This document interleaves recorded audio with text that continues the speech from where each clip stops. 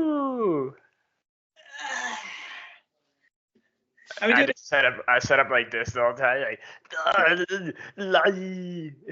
I legit have like a Facebook profile pic from like like this. 2005 or 2006, where like I'm like flaring the lats like this, like what's up? Like where's my head? Can you imagine looking back on that, or like, oh, this might be, oh wow, this is way too bright. I was gonna say this might help, but I don't know. Is this a It's a Gainz cloudy, it's a or cloudy day. What's up? is this Gainz podcast or is this X Files? it's it's to catch a predator. Roman, I want you to take a seat right there. No, I'm just kidding. I'm only kidding, folks. That gosh, you tune in the first minute of this episode. Gosh, darn it, people were listening. Like, oh my gosh, what's next? No, I actually just got back from the gym not too long ago, like an hour ago, from the sitting in the sauna for like 20 minutes. As you can tell, my face is still red. So sometimes I don't like to take a shower right away, and like my shirt was so disgustingly sweaty, so that's why I have the shirt off. I even put the camera up higher because I was like, I'm not gonna do any of that stuff. I still got this mean like scar or like this mean pop blood vessels slash like scab, I guess. When I was doing hack squats the other day, it always messes up my shoulders and pops blood vessels, which Buddy, is like kind of weird. how many 45s you got on the hack now? I think I did 540. Is it? Is that Added the, on. no, it's like more. Is it a? It's not a pendulum though. What is that machine called? It's not a I hack. don't know. I just call it a hammer strength squat, There you go. angled hammer strength hack squat. I don't know, dude. Good. It literally it just says squat machine on the thing. So they don't really have. I feel like they're losing names, and they're just calling it by the most basic name ever. Um, which was curious. Everyone always asks me why I do it that angled. Um, and I just like pretty much the way ankle mobility and stuff like that is the only other way I've probably squatted was either flat or heeled up. So that's the only reason why I squat that way. And I see so many people squatting with like like their toes up instead of toes down.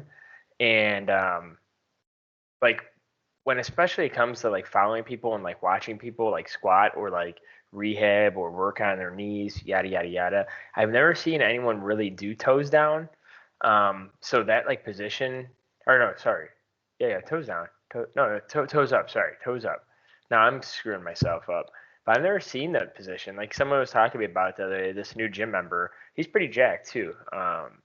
And he was like asking me about it. I'm like, honestly, because I'm taller, it just helps me get in a better position. I get deep, and I've been running through some tennis elbow issues, and I don't really like put pressure on like my grip or my forearms, my elbow. So long story short, you always see people like they put the pad like the opposite side, which I always wondered if they made like a machine where, well, no, actually they probably shouldn't because everyone's arch or angle for their squats are different. So it'd probably be bad if they put a pad on there. But like every time I've ever squatted that way, it just felt just terrible. It feels awkward. And honestly, in like the other squat machine I was using was like kind of like that sled with when you're on your back and the platform's like up in the air, like and you're like pretty much sitting like this. I don't really like that one either, to be honest with you. Yeah. Like I know like Mike Israetel likes them sometimes, or like Stan Efferding puts like a pad and he doesn't like sit back. He like sits forward and he like does like almost like a leg press instead of like a squat. That machine feels absolutely terrible. I still do it sometimes because it gives me a good like glute and quad pump. But like I can't do a lot of weight. It just feels awkward. When you keep your back really stiff and rigid and straight, it feels weird. When you kind of like round a little bit, it feels weird. Like I've never, I don't know. Maybe some people are just built different. That's the one machine I'll never use. Like It, I hardly use. like Dr. Mike, his limb lengths are very similar to mine, where we're on the shorter side. I want to say Dr. Mike's 5'5". I'm like 5 1/4, 5'6", according to my driver's license. Ayo. So for me, that right squat, it's much more conducive to my my limb lengths. But for Antoine, like as you can see, go back and watch squat videos of Antoine on the Gainz Podcast or on Antoine's channel. And Antoine's he has much more forward lean. So for him to be, it's pull it up. Yeah, same thing with my buddy Joe. Joe has like wicked mobility issues with his ankle. So buddy, let's get working on that ankle mobility. But And I think I've said it, like another reason why I do squat like that too, and I took a picture with him, is like Stan Efferding, Lane Norton, like those are the people, they squat very, like, I'm not gonna say we squat the same, because I don't think we do, but like I pretty much try to squat like them, because they squat over 600 pounds, so it's like, Stan Efferding squatted a lot more than Lane Norton, but it's like, holy cow, so. Yep. But yeah, no, I would characterize it mostly just based off of limb lengths, because your legs, I believe, are significantly longer than your torso. See, now imagine Antoine inverting, right? So his back Can you is see that? Yeah. Okay. Go ahead. So now imagine his back is on the pad as opposed to like the front of his shoulders, for example. He'd feel a whole lot more pressure in his knees, and he'd feel off balance. I almost guarantee you feel off balance because you feel like the weight is pushing the weight to the front of your foot, and you probably have a hard time trying to find a position where you feel well balanced across the foot. So what that means is that when Antoine uses this machine, that's not a good position for him because it's not a position of strength. So if Antoine wanted to work on his upright squat, for example, he'd have to go way, way, way down in weight, and that's totally fine. We're definitely big fans of that, because if that's your goal, then you have to do that so that you can renorm those tissues. Whereas when he's doing this movement, look at how deep he's getting into his hip socket. This is all glutes, baby, all glutes. Dude, I'm telling you, when I do this, man, my glutes feel so nice and like tight. Like I was telling Sam, I'm just like, every set, it just like you could just feel it all the way at the bottom, all the way to the top. It just feels so nice. Like I would still count this for quads, but I'm a firm believer that when you're counting sets and building out your program and building in progression, that you have to go based off of the quote unquote feel of the muscle. I'm a huge proponent of that. And I know a lot of people are moving out of that direction. I won't. I have to see a considerable amount of data to move me off that position, because if we're talking about the squat, for example, for me, the squat is going to be a glute, low back, and a quad exercise. Have I felt the squat in my hamstrings before? Yeah, I've actually been sore after some sets of squats, but is it properly stimulating hamstrings for hamstring growth? Absolutely not. The hamstrings function as an antagonist stabilizer during much of the squat. So they're not the main agonist or the main mover of that movement pattern. So because of such, they're not getting the type of stretching that they need to be conducive to hypertrophy.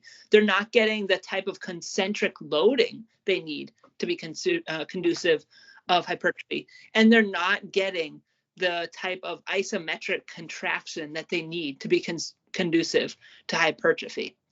So I'm a huge proponent of like, what do you feel in the movement? Yeah. I'll give you an example. I was observing the gym this morning. Shout out to PF Falmouth. They got a bunch of new equipment recently, and I saw somebody lateral raises like this. Totally fine. But for me, I almost don't feel my side delt when I do this. I almost feel my rear delt more. So what I have to do, here's what the side profile looks like when you're doing it. This is what it looked like to me. And this is totally fine. I would never say anything to this member unless they specifically came up to me and said, hey, I don't feel this in my side delt. What do I need to do? Right? Because I don't know what their plan is. I don't know if this is a rehab exercise for them. I don't know their injury history. I don't know squat about it. For me, when it comes to lateral raise, this is what a lateral raise looks like for me. So what is it? Much more bend in the elbow, and my emphasis where I'm putting my mental energy is elbow up and out. So not always up, right? Because that's more an upright row. I don't want to be here with the dumbbell. I want to be here with the dumbbells. Also the cable. I did both today. I did super range of motion lateral raises. This is what it looks like from the side. So you can see that I'm coming more forward, almost about like a 45-degree angle forward, maybe closer to 60. So I want to see it here, boom, here, boom. This is where I feel it. Somebody might feel it more here, somebody more here, somebody more here, somebody more here, for example. So I'm a huge proponent of the muscle is working the muscles you feel. Yeah. When you do that, I get a crazy pump in my side delt. Same thing with biceps. I've been doing pronated bicep curls with the EZ bar recently, okay? So when I'm doing that, I'm working on the brachioradialis, I believe is what it's called. This muscle right here. I'm also working on my biceps, right?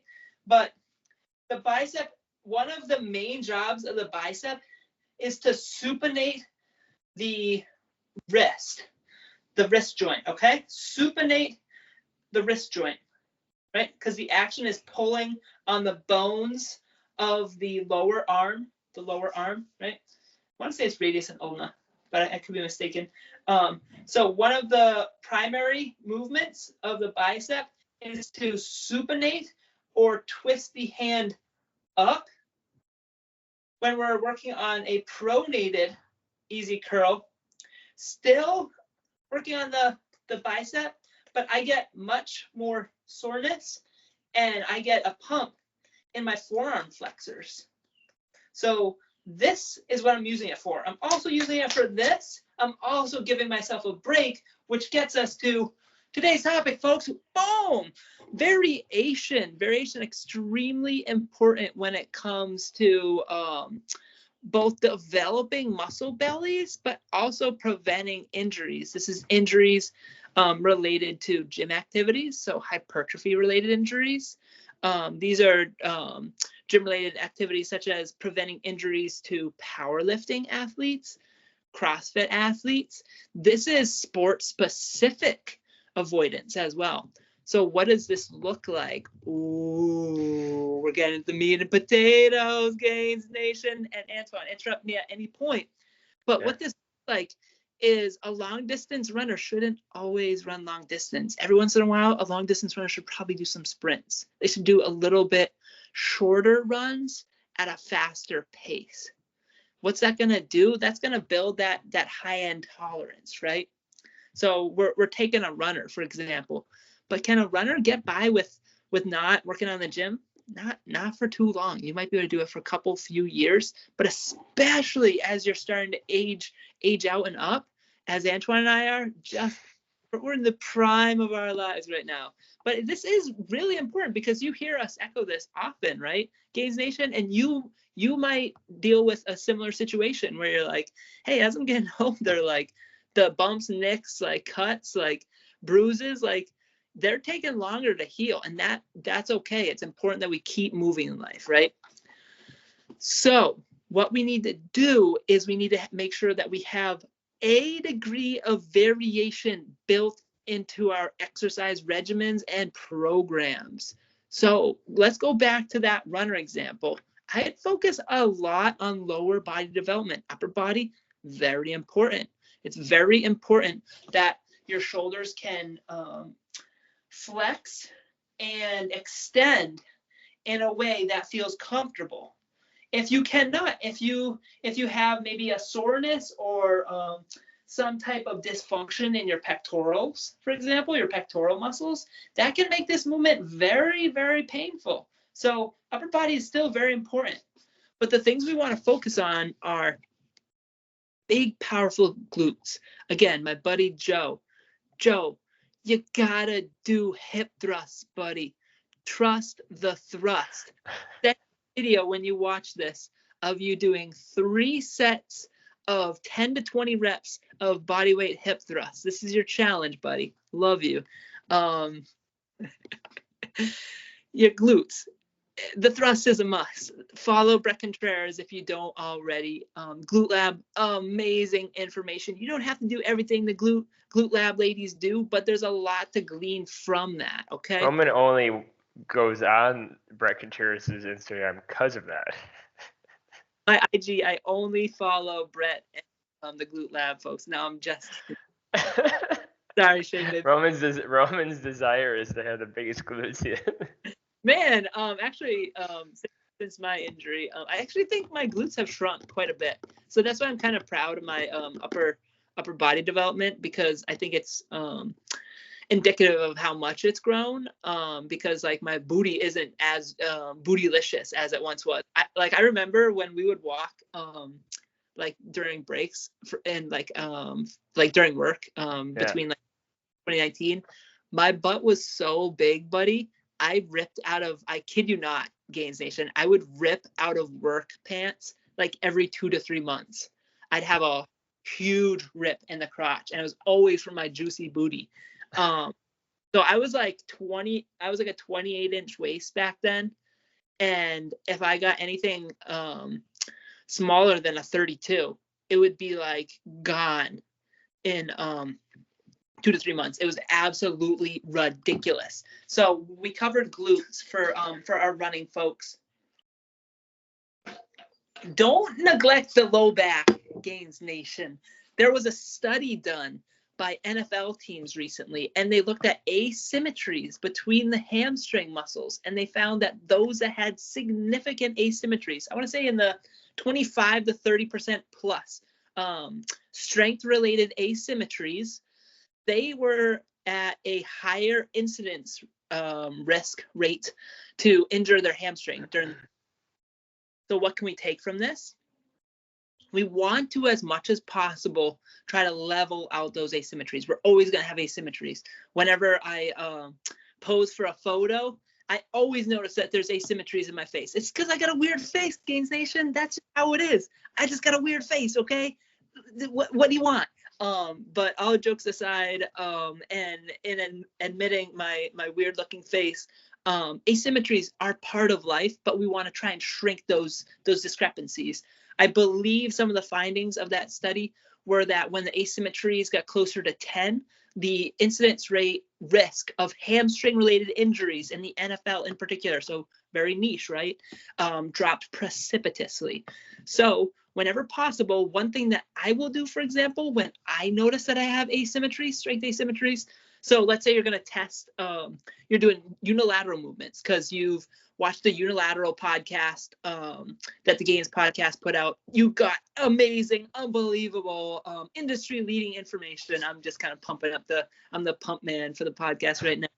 And you test this out, and you notice that your left hamstring is about 3 reps stronger than your right hamstring. What will I do? Rep match. I rep match. And then the next time I go to test at like RPE 10, for example, because then you know, like if you can't do another rep, like, all right, well, that's what your strength is.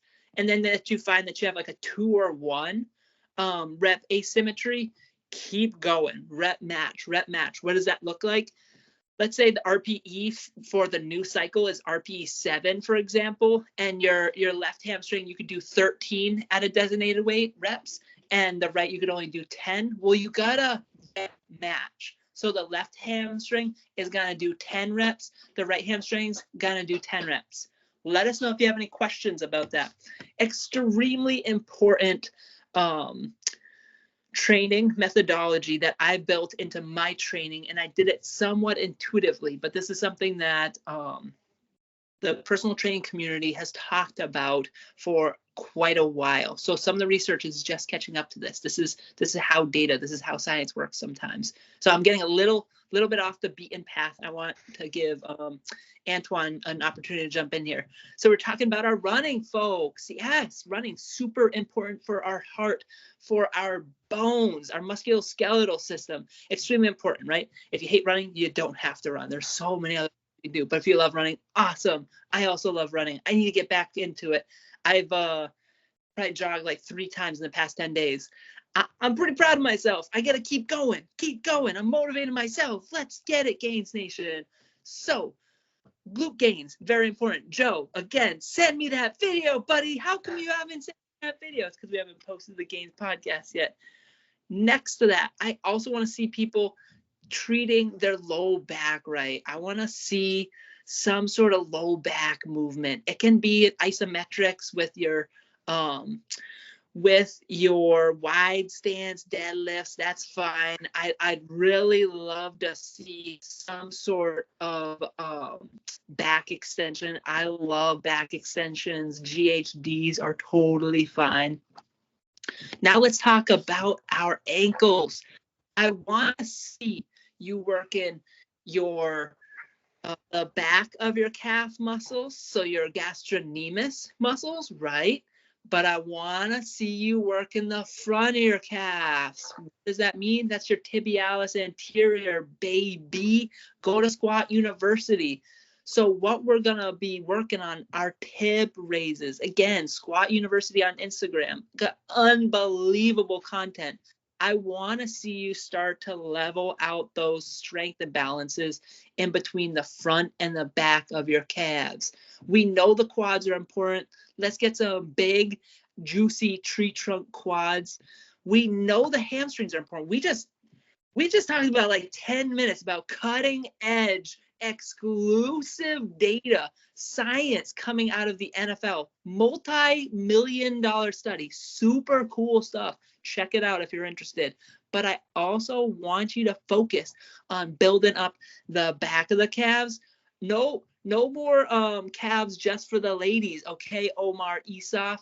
You got after them calves. I want to see big, beefy, meaty calves by all my millennials and all my Gen Z friends, okay? Anyone older, get after it.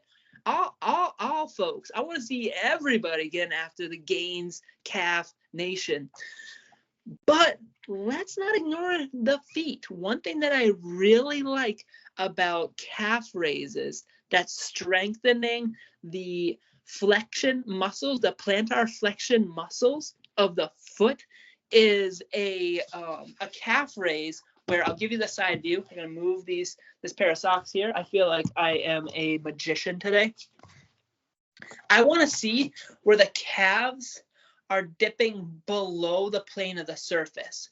What's going on here? You're getting an eccentric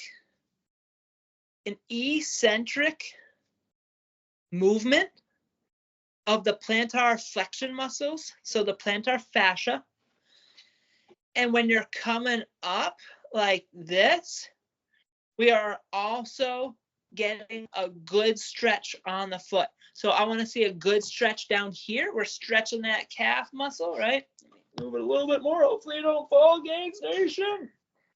And I want to see a nice contraction up here, okay? Nice stretch. 1, 2, 3 count. It doesn't have to be forever. And oh, nice contraction up here. And if you can hold it, hold this, baby. Try and stay in higher rep ranges for those calves. Oh, one more thing, Gainz Nation, then we're going to hand the reins over to Antoine. For the tib raises, you're going to have imagine my hand is my foot. So it's opposite day. Your hand is your foot, and your foot is your hand, folks. I want to see those toesies, your little piggies, toesies, hanging off the surface again. So you're getting a nice stretch across the tibialis anterior and up, pull it up. Not can start here. Some people are going to have to start here. And this is okay. What I want to see, slow down the eccentric. So it's like boom, boom, Boom. Boom. I'm feeling this in my beefy, meaty forearm. So if you want to do it for your forearm, for forearm training, by all means, get after it, Gainz Nation. Antoine, I pretty much took over this podcast. I do apologize, buddy. What kind of commentary do you have for Gainz Nation? I'm entertained, first of all. Second of all, now I sound like Joe Biden in the debate where he's like, first of all, second of all, third of all. No comment. I'm not saying anything, guys. Buddy, what's your golf handicap? I'm not. But first of all, like what Roman was saying about like, he was talking about 13 reps, 10 reps, like left leg, right leg. When we did like that unilateral podcast, and it's always been in my mind when I do unilateral stuff is like if I know like okay, I'm a righty, so most of my right hand side, like my right arm, right leg, even though I bat lefty, my right arm, right leg always feels more comfortable with everything. Like I just started doing kettlebell snatches for the first time yesterday, and like my left side felt like it was a foreign movement, right? Like my right side felt like it was smooth, didn't really have too much issues. The left arm, it just felt just out of whack. So like naturally, like that's how I am. I don't know how a lot of people are, but that's just how I am. So like when I'm doing like let's just say leg extensions on unilateral work, where I'm doing my left and rights separately for each set, I actually do my left side purposely, and then I just match on my right because I know my right keeps up with my left quad, and that just and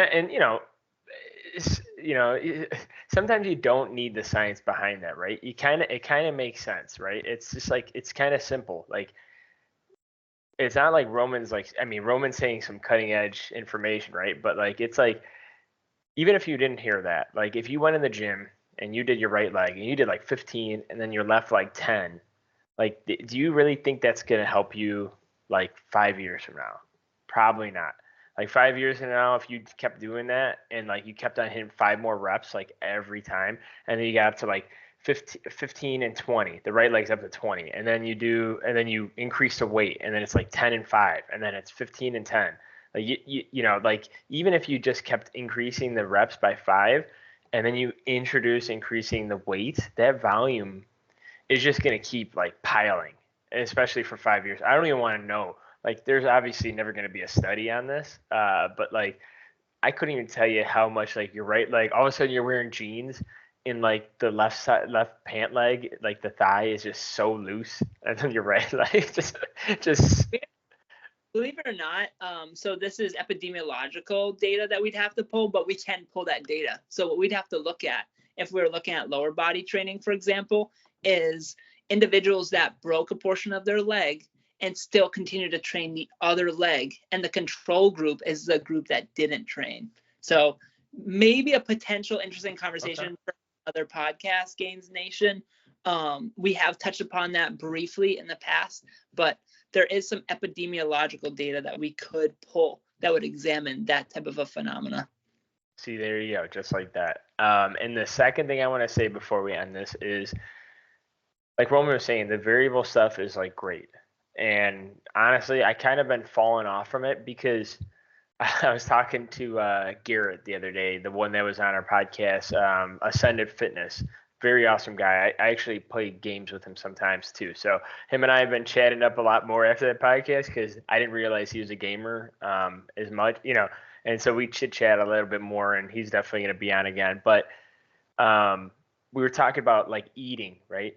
I mean, obviously we're talking about training, but like him and I are like the same thing, and Roman's the same way too. It's like eating. Like for some reason, like there's something mentally in my head where I could just you give me a good meal, good 4 or 5 meals. I can eat that sucker for a month straight, not even batting an eye, and I'll look forward to every one of those meals. It's same thing with training. It's just for some reason there's something in my body where it's like, man, I love my training, and like Roman was saying, I pick most of my training because when I feel something, I just stick with it. It's kind of like Mike Israetel says. He always says just stick with something that is not really painful in the joints and it feels it in the muscle. But like so it's like, and then that could have been my issue all along, because like I've been doing full body now for like 2-3 years now, and or even more, maybe 4 years. So it's like I've been in that same kind of mode, same kind of friction, where it's just like, like doing like kettlebell snatches yesterday and kind of taking off some of the workload, like felt really good. Like so and it sucks because it's like, because I'm like the opposite of like majority people who program hop, like everyone. Um, everyone knows that person that just is like always wondering, he or she's wondering what program's next, what's programs next, and I've always been like the opposite, where I'm just like, dude, if something's working, I'm feeling good, I recover, I'm hitting the sessions hard, then I'm gonna just keep doing it. But that could have been my downfall, because of my elbow pain, and we've talked about the past 2 episodes now. So I plan on doing something different, a little bit different, trying to spark things up and just go for something else. Um, and I think, and like I'm gonna start playing basketball again. And there's a guy that's at the gym who played in the UK, and he's in the German league now. He wants to be on the podcast too. So we'll get him on. But like, I told him, I'm like, I want to be a healthy moving individual. So maybe I'll start working on my basketball again and just kind of just like lift, the power movements, and then just kind of just, get that workout in. I'm just gonna try to do it where it's just like I get a good total refresh. Take the summer and just refresh things, and then get with it within the fall and the winter time. Um, and there is something else I want to announce in the podcast. I'll just do it next time. But I am gonna compete in something in August, so I'll just say it next time. So we'll let you guys go. Thanks for watching. Tune in next time if you want to hear about that. Hopefully, I remember to tell you guys. Please like, comment, subscribe. We'll see you on the next one. Peace.